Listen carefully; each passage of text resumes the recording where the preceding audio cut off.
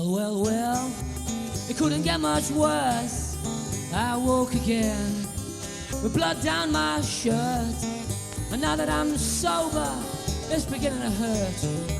So I make my way to the infirmary, and I head for reception in casualty, where I ask meekly, can you help me? They said, what you done? I said, I cut myself. They said, how'd you do it? I said, I fell.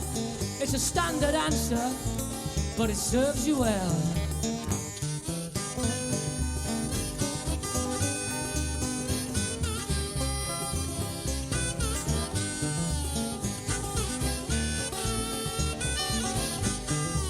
The doctor laid me down and he stitched my arms. I said, I'm sorry for taking up your time. He said, I'll see you next weekend. It's a standard line.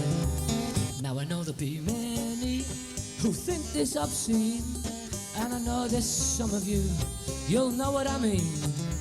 But sometimes the scar's the only clue to where you've been.